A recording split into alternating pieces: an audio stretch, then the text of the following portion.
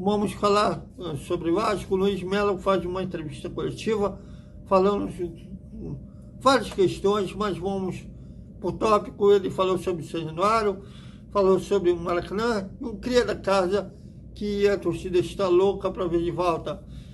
E o Nenê teve ontem uma despedida, hoje foi anunciado como novo reforço do Juventude, né? Ele vai voltar ao Vasco no ano que vem como em nova função, mas vamos repercutir a entrevista do Luiz Melo após a vinheta.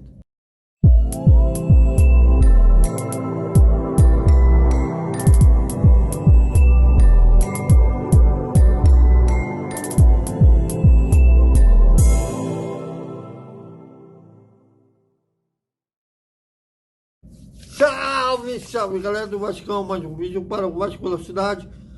Eu peço que vocês ajudem o canal a crescer, dê aquela moral ao nosso trabalho, que é sempre feito com amor aos gigantes da colina. Aqui a galera tem moral, aqui todos têm vez bom. O Luiz Melo fez uma entrevista coletiva, uma longa entrevista coletiva. A gente não vai falar de tudo que ele falou lá, até porque para um vídeo não ficar muito grande, mas ele foi bem questionado pelos colegas, né, que estiveram lá no centro de treinamento Moacir Barbosa. Não podemos estar lá, mas amanhã que o Maurício Barbieri vai fazer a entrevista coletiva falando sobre sobre a estreia do Campeonato Brasileiro, sábado, às 9 da noite, contra o Atlético Mineiro no Mineirão. Amanhã a gente estaremos lá no centro de treinamento Moacir Barbosa. E o Luiz Melo foi questionado sobre São Januário, né? Ele falou sobre a necessidade de obras, mas, desculpe, me chamou a atenção dele exagerar muito da cobrança da torcida, falando que a torcida quer um padrão de Copa do Mundo. A torcida não quer isso, mas quer um São Januário habitável para o torcedor e também para os jogadores, né? Veja o que o Luiz Melo falou sobre o São Januário. Por tópicos. Primeiro, sócio-torcedor. A gente analisou desde o ano passado a questão do sócio-torcedor. O sócio-torcedor tinha uma vertente do check-in. O Vasco tinha, por histórico, a questão do Black Friday, do desconto, e a gente, aos poucos, veio mudando esse contexto.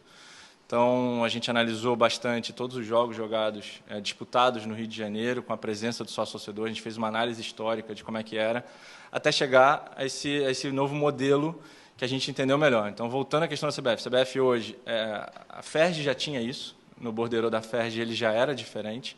A CBF colocou isso no RGC, que foi lançado depois, então a gente acabou não entrando muito em alguns detalhes. Antigamente a gente tinha uma ou outra análise de artigo por artigo, a gente não entrou, não aprofundou a discussão sobre esse tema.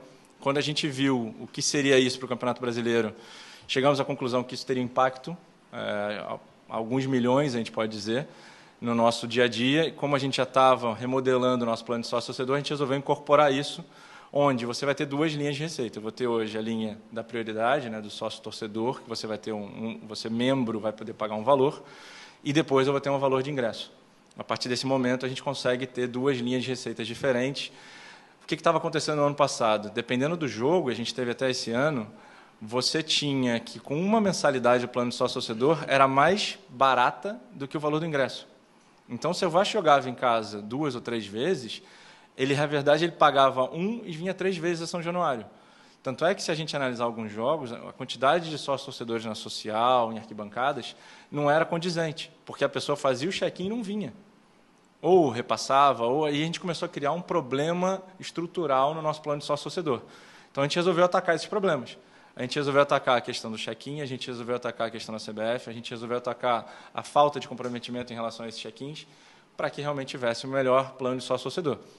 É um processo que a gente está disposto a encarar. Alguns clubes, aos poucos, estão fazendo isso. A gente viu que a gente anunciou que ia fazer isso internamente, a gente já está discutindo, acho que quase 3 meses, esse processo.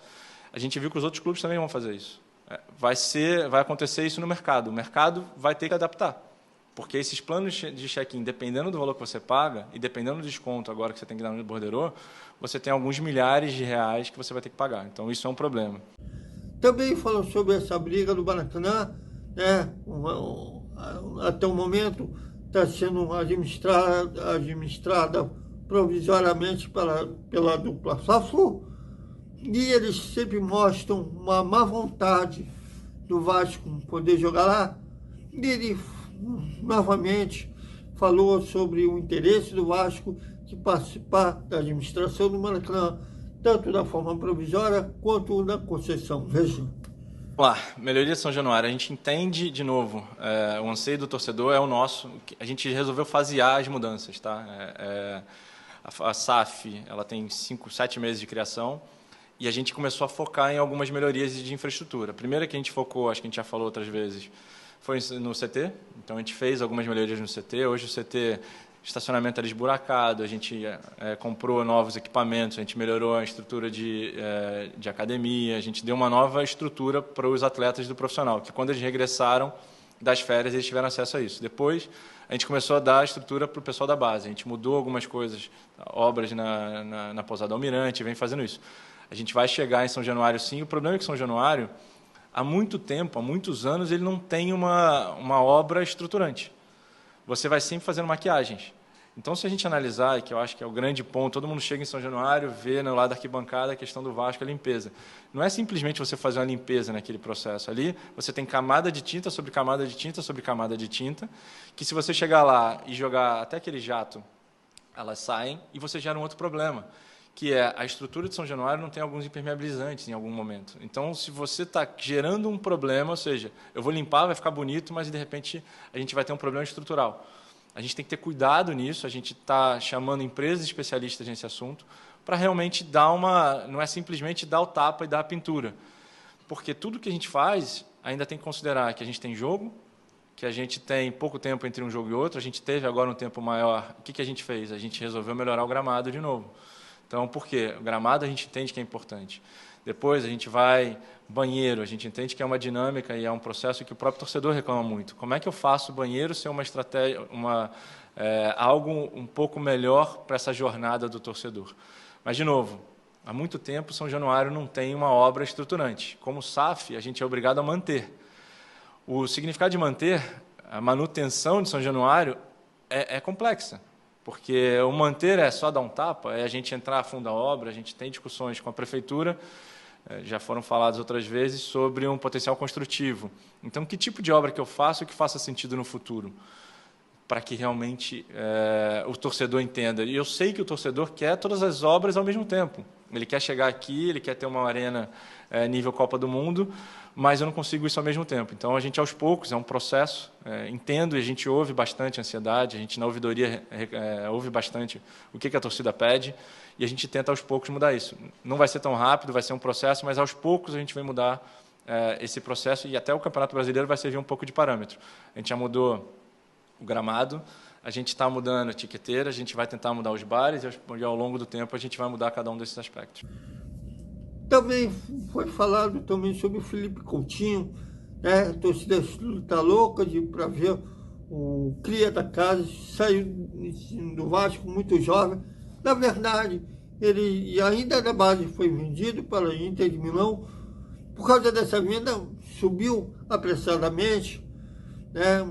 Ficou pouco tempo no time profissional do Vasco, mas fez parte da campanha do time campeão da Série B de 2009 e ficou até os meados de 2010, daquela vitória sobre o Botafogo, 6-0, lá no Newton Santos, região. O Felipe Coutinho, inclusive, fez um dos gols do Vasco. Mas a torcida quer ver o Cria de volta.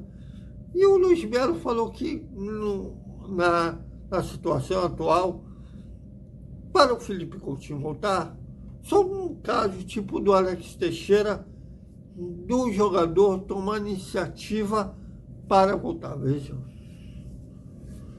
Pois é, galera. Amanhã a gente vai repercutir mais. Amanhã no Desperta Vascaíno a gente vai repercutir mais sobre essa entrevista do Luiz Melo.